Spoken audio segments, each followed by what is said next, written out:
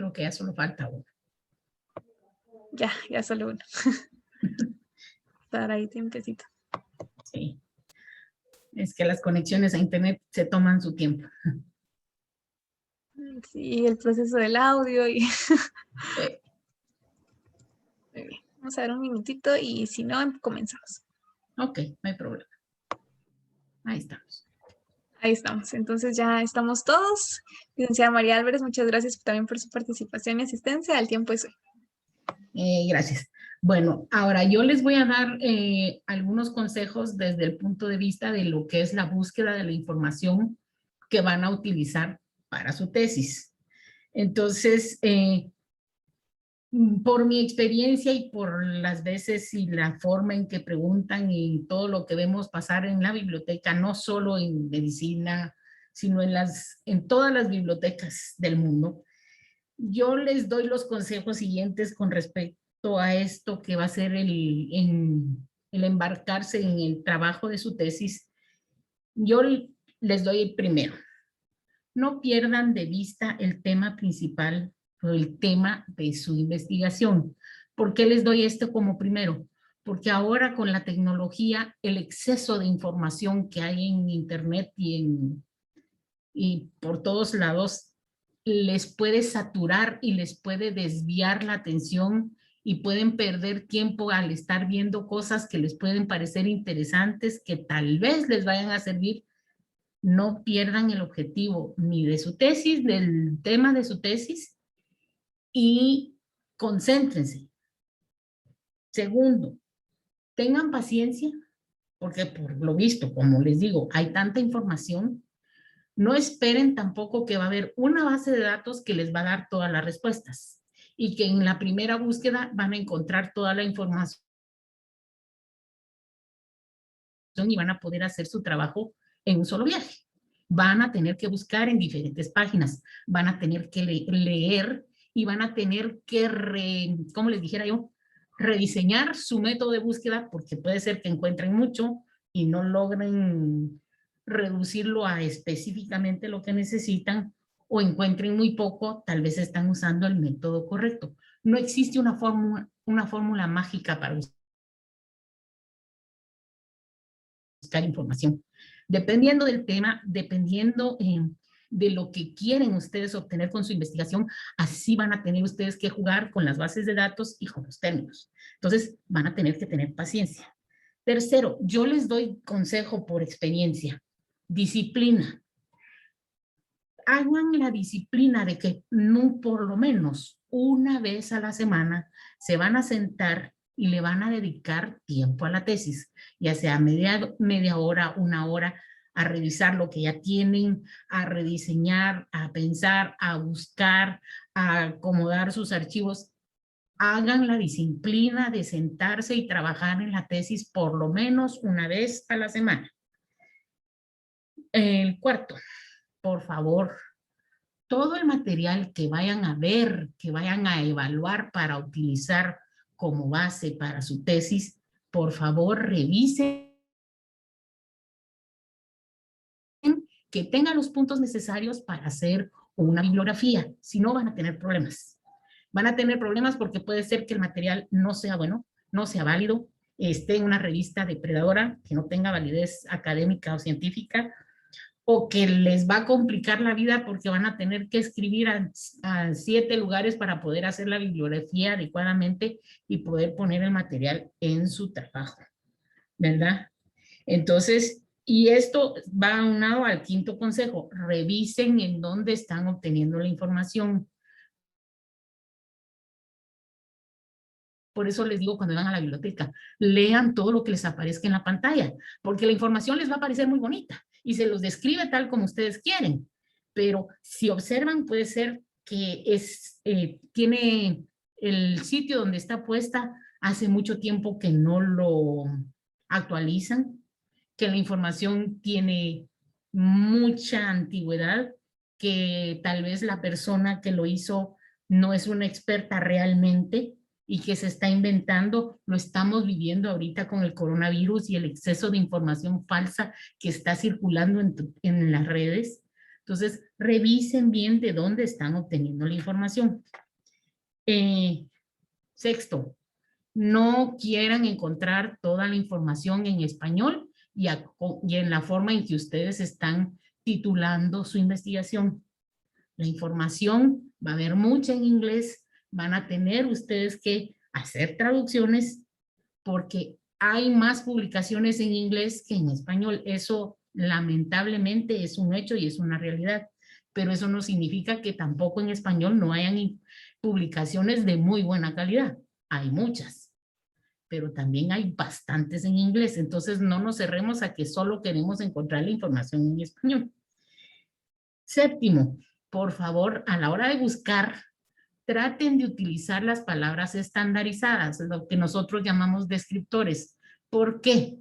Porque a veces ustedes no encuentran información porque están utilizando la palabra común, la coloquial con la que se maneja esa situación o esa enfermedad en el país, pero afuera el término es otro.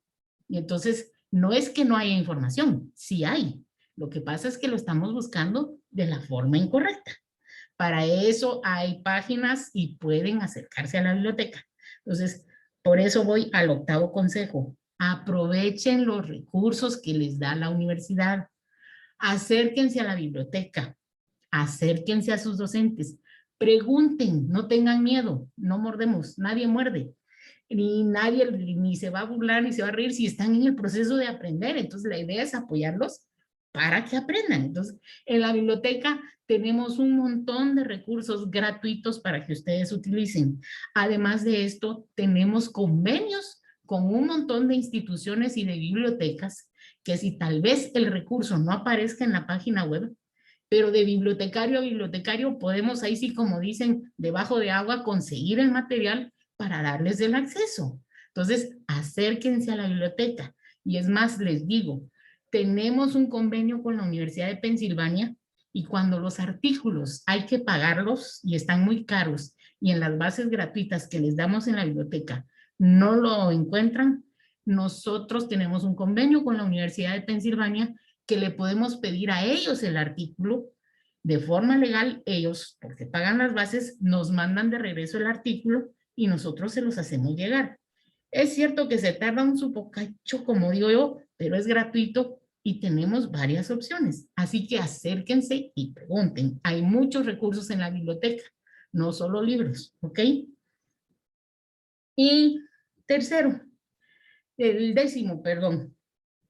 Lean todo y no tengan miedo de replantear su pregunta, su hipótesis, su investigación, porque conforme van a ir descubriendo la investigación, van a ver que tal vez están enfocándolo por el lado que no es el más adecuado o que hay uno que les va a resultar más conveniente, que les va a dar más información, que va a ser más beneficioso para ustedes, para el país o para el tema que ustedes están tratando y lo van a tener que replantear porque el objetivo de cualquier búsqueda y aún el objetivo de una investigación, ¿cuál es?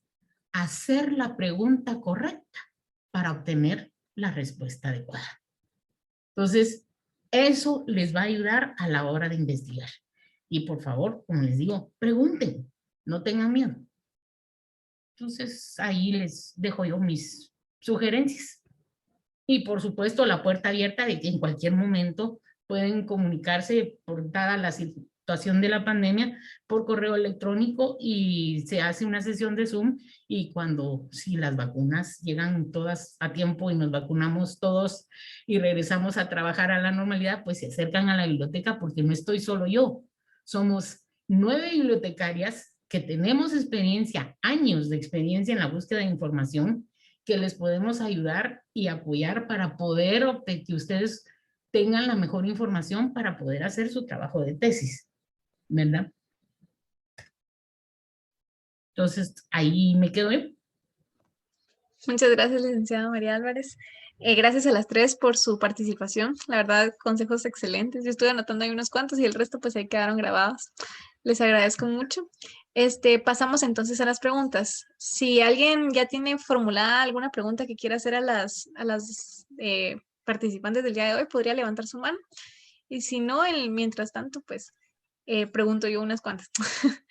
Igual para las respuestas es el mismo método. Quien quiera dar una respuesta de ustedes tres podría levantar la mano así en Zoom y entonces vamos a ir en ese orden para la resolución. Entonces dejo este espacio para que alguien que tenga alguna pregunta aproveche.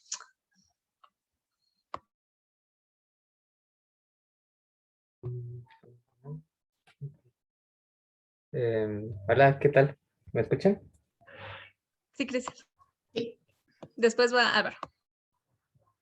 Una pregunta para las tres ponentes y bueno, desde que entré a estudiar he tenido bastante curiosidad acerca de la patología del VIH-Sida aquí en el país.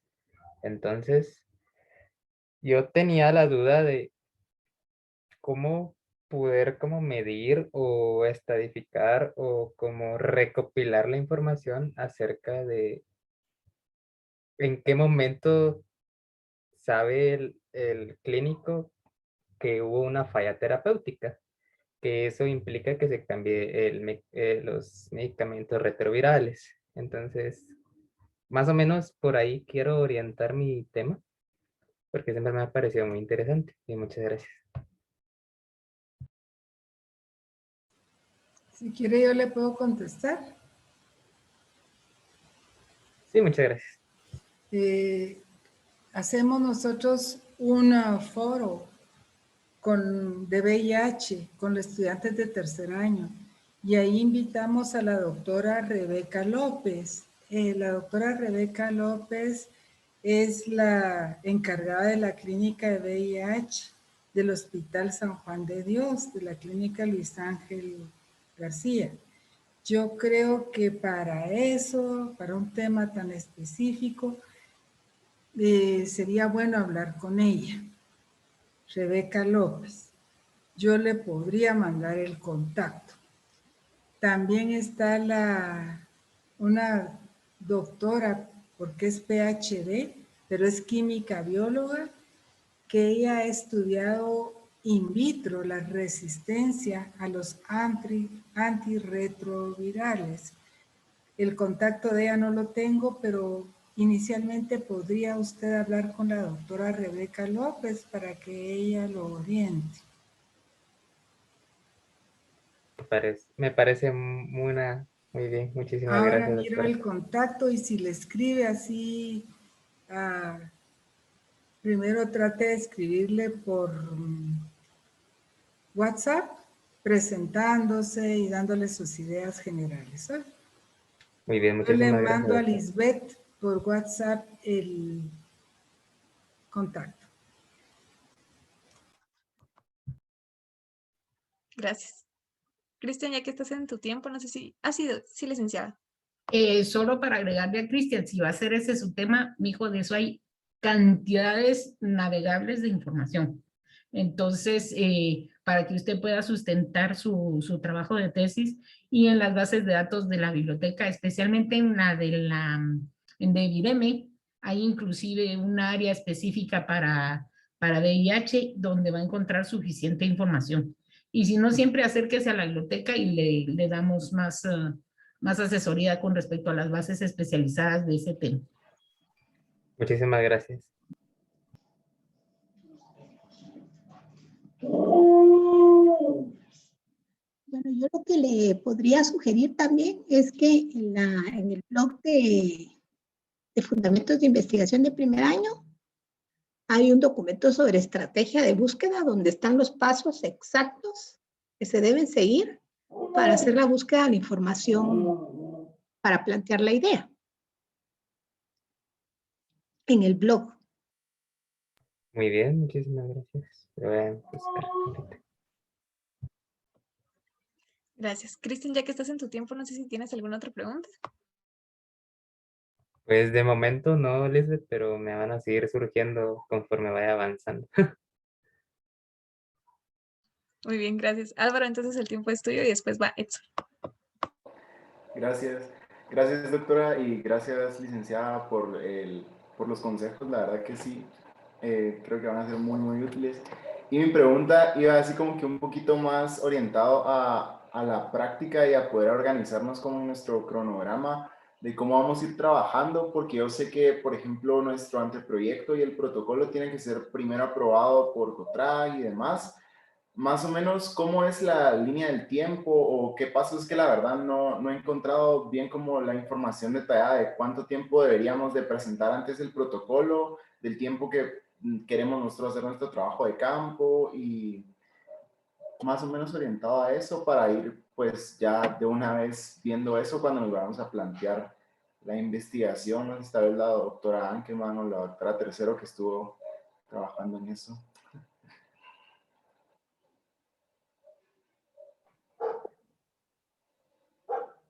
El tiempo soy doctora de tercero.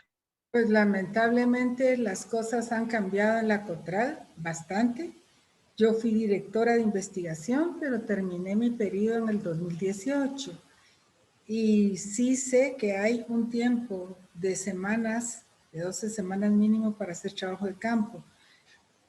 Como les dije, traté de meterme a la página de COTRAD. Tal vez ustedes que son millennials, es más fácil para ustedes meterse a la página y descargar la información. Estoy segura que ahí está.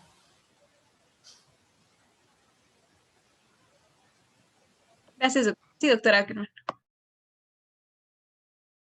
Bueno, yo creo que no depende tanto de los tiempos de la COTRAD, sino de el tipo de investigación que se haga, ¿verdad? Porque depende de cuál sea la pregunta y la amplitud de esa pregunta, el tiempo que va a llevar. Aunque la COTRAD tenga sus tiempos, la investigación tiene sus propios tiempos. Y creo que por eso es importante que te oriente la pregunta y la metodología que decidas utilizar. A mí me pareció muy acertado lo que dijo la doctora de tercero de no dejar por un lado las monografías o los trabajos de revisión, porque ahorita se pueden hacer trabajos de revisión muy importantes con esto de la COVID y otros temas, ¿verdad? Lo que sí me sorprendió es lo del protocolo, porque creo que uno no se puede graduar de médico solo con un protocolo, pero sí creo que depende del tipo de investigación y del tipo de trabajo de campo que se vaya a hacer. Eso. Gracias, doctora licenciada. No sé si usted desea aportar algo para este respecto. No, en el caso de COTRAG, ahí sí, ya va más allá de mi control. Mi especialidad es la información de los temas específicos y ahí sí yo los puedo ayudar, pero sí les aclaro y aprovecho el contexto. Ya para el informe final no se les vaya a olvidar que cuando vayan a presentar el informe final tuvieron que haber presentado la bibliografía primero en la biblioteca. Y eso es muy importante porque no es nomás presentar el listado de bibliografías, se va a firmar y se va a sellar. La bibliografía se revisa una por una. Cada una de las bibliografías, si hay un link, se va a ver que el link existe y que el acceso haya sido legal. Eso es una cuestión técnica que nosotros manejamos y podemos saber si usaron un link legal para obtener el documento. De otra manera no se va a dar la firma. Entonces eso, más que no hayan llevado las normas de Vancouver, les obliga que a veces hay que regresarles el documento y se puede llevar de 1 a 3 o 4 semanas dependiendo de la cantidad de bibliografías, porque normalmente es una persona la que se va a sentar a revisar una por una las 50, 180, 200. Hemos revisado bibliografías hasta de 400 referencias.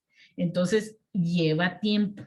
Se los aviso porque para nosotros el tiempo es en el momento en que ustedes la llevan, empieza la revisión y no va a ser rápido y va a depender de qué tan bien leyeron el manual de Vancouver y qué tan bien tomaron los datos de sus bibliografías.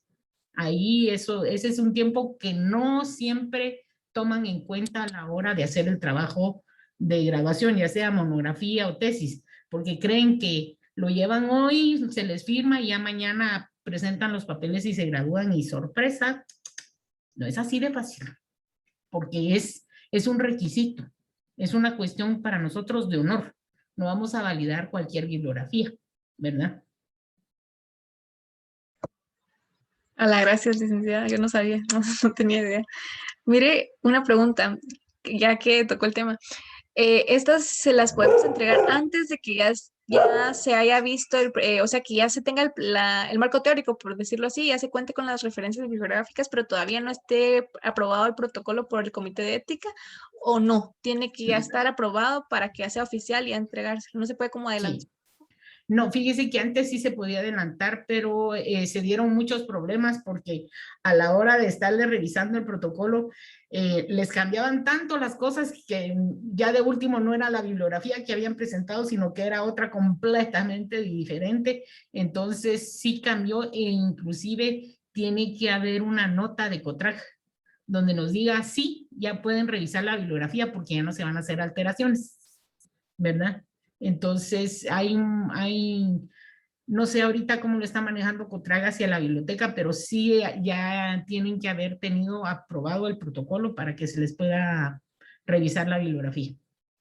Gracias. Y pregunto, Sí. ya está aprobado, pero todavía no se ha hecho el trabajo de campo, ahí sí se podría entregar. Exactamente, porque ya el trabajo de campo ya es una Se cosa... aprovecha ese tiempo para ir. Exactamente. Y entonces, y lo más importante es que estén pendientes, porque si mandan la bibliografía hoy y se van a acordar el día que quieren presentar los papeles, pues, ¿para qué, mi corazón? Tienen que, si se les dice, mire, venga el jueves, o les mandan el correo, le dice, por favor, me lo devuelve, y ya con las correcciones, ya es de ustedes en qué tiempo van a hacer las correcciones y lo van a devolver para que más rápido se les pueda resolver. Y eso sí, aprovechando, como dijo la doctora Tercero, se les encarga también que no manden la bibliografía a la 1 de la mañana y a las 8 de la mañana estén diciendo, mire, ¿por qué no me la revisó y no me la devuelven? Porque nos ha pasado. El año pasado tuvimos que quedarnos la licenciada Albadeli Ramos y 2 de las compañeras que revisaron la bibliografía y mi persona hasta la 1:30 de la mañana el último día para que se pudieran graduar más o menos 21 personas el año pasado, porque con las bibliografías se atrancaron y si no lo hacíamos, si no les hacíamos ese favor, se hubieran graduado hasta en marzo, hasta ahorita. Sí, se entonces, le agradece en nombre de los estudiantes, mi corazón. No, y lo hacemos con gusto, pero también les encargamos porque hay algunas compañeras que sí ya no aguantan esos trotes. ¿Verdad? Entonces sí fue duro, pero entonces por eso estoy tratando yo no solo con el curso, sino de recalcarles para que no nos pase ni a ustedes ni a nosotros, ¿verdad? Esas carreras. Definitivamente, gracias. Álvaro, aprovechando, perdón los ladrillos, aprovechando que estamos en tu tiempo, ¿tenés alguna otra pregunta?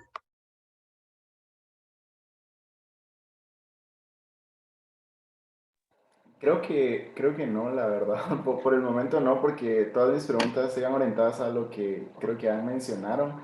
Porque la otra era sobre los asesores, si había algún requisito por parte de la universidad, aparte pues, de lo nuestro, que nos pedían. Porque creo que, bueno, a mí eso es como lo que más pues siento yo un poquito como de dificultad ahorita al iniciar, ir buscando quién pueda ayudarnos, porque pues al final creo que no todos tienen esa experiencia en investigación que mencionaba la doctora, entonces pues eso, no sé si aparte de eso es como libre o hay algún requisito que tengan que cumplir ellos para que puedan asesorarnos. Sí, doctora Ackerman, el tiempo sí.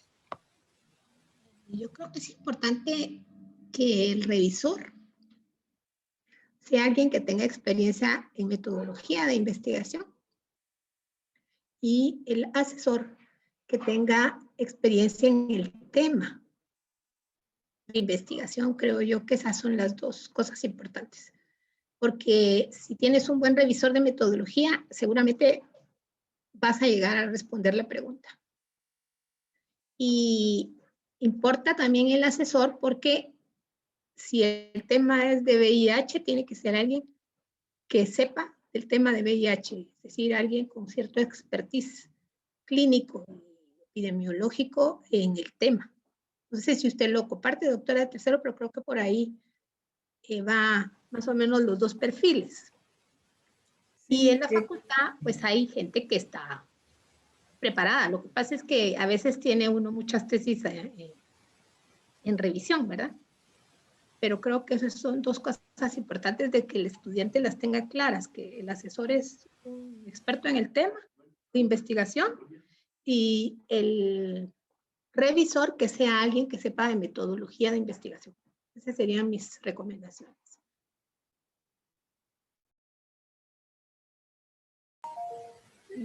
Si me permite, Lisbeth, yo pienso que ambos deben saber investigación. Un requisito que sí es de la facultad es que el revisor sea profesor docente de la facultad. El revisor debe ser docente. Y el asesor puede no ser docente. Por eso le mandé ya el número de la doctora Rebeca López. Ella es infectóloga, experta en VIH, sabe de investigación y ya puede ser asesora. Y revisora tendría que ser alguien de la facultad, un docente. Yo puedo ser si quiere. Sí, sí, Yo, licenciada, su tiempo. yo tal vez no es perdí, pero por lo que yo he visto cuando llegan los patojos allá a la biblioteca, es que tanto cuando hable con su asesor y con su revisor, que vea qué tan populares son con las tesis, porque como lo dijo la doctora Ackerman, si es muy popular el revisor, va a tener muchas tesis y entonces lo va a tener ahí en la cola. Entonces se va a llevar un poco más de tiempo. Uno.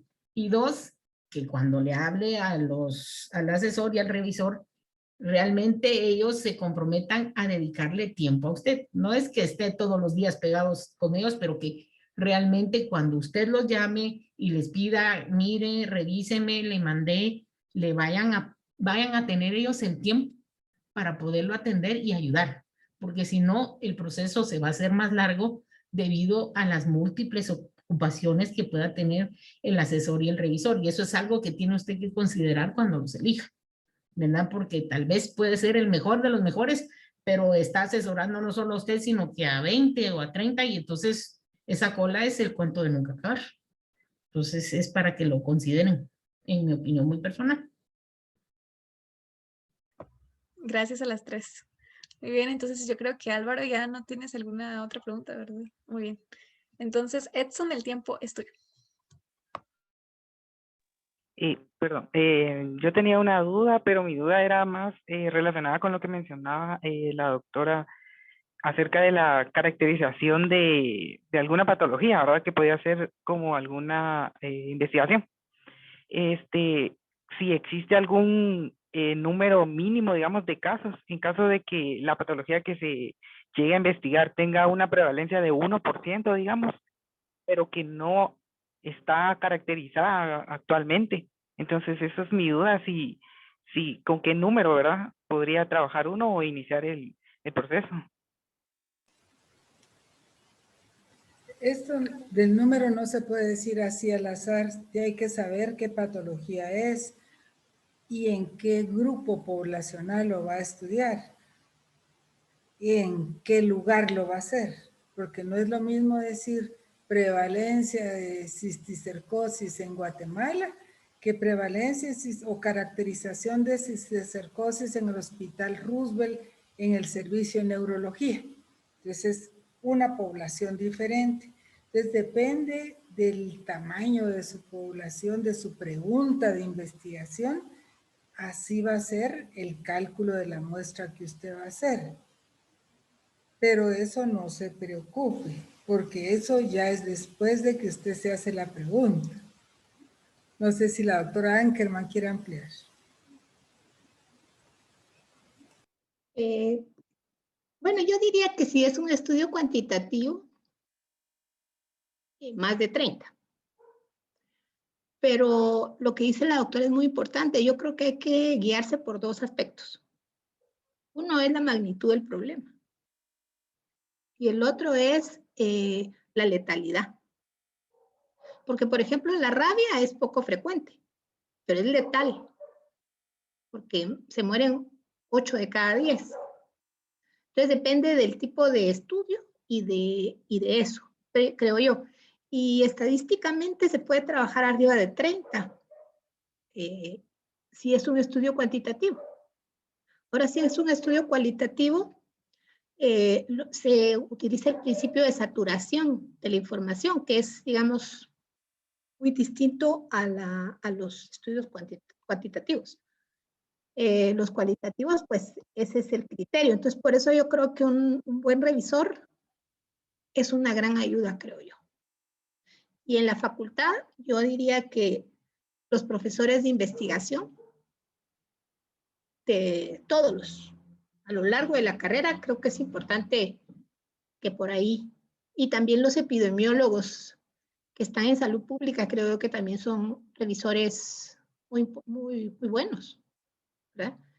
Esa parte, digamos, de diseño, creo que con el revisor es con el que habría que discutir esas cosas tan importantes, ¿verdad? Y como yo dije en los tips, desde la pregunta, ahí está dicho el diseño. Si yo digo que es una correlación, estoy hablando de algo estadístico, de una correlación estadística. Si yo estoy hablando de una descripción o una caracterización, yo ya sé que mi metodología es descriptiva. Por eso es importante esa revisión que María Álvarez decía, de una búsqueda exhaustiva antes de plantear la pregunta, para que yo sepa cuáles son las causas y los efectos de ese problema desde antes de plantear la pregunta. Y cuando ya tengo la pregunta, entonces esa sugiere la metodología, y por eso no puede ser que yo diga una cosa en la pregunta y otra en el método, ¿verdad? Entonces, eso les decía yo, que debe haber una coherencia interna desde a todo lo largo de la investigación, que parte de que digamos, empieza con la pregunta y termina con la respuesta, que sería los resultados, la discusión de esos resultados y las conclusiones. Yo le agrego, como lo dijo la doctora Ackerman, a la hora de buscar la información, ahí también les va a dar la ayuda, porque la misma información, si la buscan académica, toda la información les va a dar un resumen, y en el resumen, si es una publicación académica en todas las de la ley, les va a dar la metodología, les va a dar el resumen, en el resumen les va a dar la metodología y les va a dar los resultados. Entonces ustedes ahí ya pueden obtener una idea, si están buscando un mismo tema, cuál es la metodología que más han utilizado, cuáles son la forma en que ellos han hecho la obtención de sus resultados y cuál es el promedio que han hecho para hacer sus estudios. Entonces eso les ayuda para decir, no, este tipo de estudio requiere mucha gente, poca gente, media gente, en la mayoría de la información, entonces mejor no lo hago de esta manera. Es lo que siempre les digo a la hora de que reciben el curso. Leer el resumen antes de dedicarse a agarrar toda la información les ayuda a decir, yo creo que me estoy metiendo a hacerlo muy grande o hacerlo muy chiquito. Entonces, leer bien esos resúmenes, leer bien la información para poder definir bien su tema a la hora de hacer su investigación. O sea, es plantearse una idea, leer la documentación para decir, bueno, esta pregunta yo la puedo investigar de esta y esta manera, usar diferentes formas y escoger la que mejor responda a la inquietud que yo tengo. Por eso es que es tan importante, como dijo la doctora, buscar la información, pero si la buscan en las bases de datos académicas, ahí de una vez les están dando el resumen para evitar que lean 20 documentos de 40 páginas para decir ustedes, escojo lo que mejor se adapte a lo que yo quiero obtener con mi investigación. Gracias, licenciada. Sí, doctora. Muchas gracias. Una última cosa, y es que el cálculo de la muestra está determinado por la prevalencia, ¿verdad? Entonces, cuando ustedes hacen la revisión, por eso es importante tener una buena estrategia de búsqueda. Y les decía yo que ahí en la página de investigación, de fundamentos de investigación, está una estrategia de búsqueda muy interesante. Pero el cálculo de la muestra, si va a ser un estudio cuantitativo, sale de la prevalencia. Y de hecho, la fórmula para calcular la muestra tiene la prevalencia del problema de salud. Entonces, esa es mi recomendación. Y esta prevalencia está en una población determinada, ¿verdad? O sea, nunca va a decir, va, porque hay demasiada diarrea en Guatemala, sí, pero en niños. Entonces, niños, ¿y de dónde va? De Escuintla no es lo mismo que de la ciudad capital. Entonces, todos esos factores tiene usted que tomarlos en cuenta, situarse en la realidad que va a trabajar. Muchas gracias. Y solo le quiero agregar una última cosa, y es algo que están hablando las doctoras, pero que ustedes tal vez lo necesitan ver de un punto de vista más sencillo. Todo trabajo de investigación va a tener 3 límites básicos. Un límite geográfico de dónde va a ser la investigación, como dijo la doctora Tercero. No es lo mismo investigar en la capital que investigar en Escuintla o en el oriente o en el occidente. Ahí van a haber variables que van a afectar. El límite de tiempo. No es lo mismo investigar una enfermedad en invierno que en verano, que en primavera, aunque con este desorden de clima, francamente, pero hay factores climáticos que también a veces afectan y tienen que ver. Por ejemplo, va a estudiar paludismo, por ejemplo, ¿ya? Entonces, el límite de tiempo, qué periodo de tiempo va a estudiar. Y por último, el límite demográfico. ¿Quién? El grupo en el que usted va a hacer el estudio. Niños, adultos, adultos jóvenes, adolescentes. Eso le ayuda a la hora no solo de definir su investigación, sino también de, más bien dicho, a la hora de buscar la información, le ayudan a definir mejor su trabajo de investigación. ¿Verdad? Muchas gracias. Gracias a las tres. Edson, aprovechando que es tu tiempo, no sé si tenías alguna otra pregunta. No, solo esa era mi duda. Muy bien. Bueno, ya nos quedan 2 minutos. Podríamos volver a hacer lo mismo. Disculpen la molestia porque no contamos con el límite gratuito eterno de Zoom. Disculpen.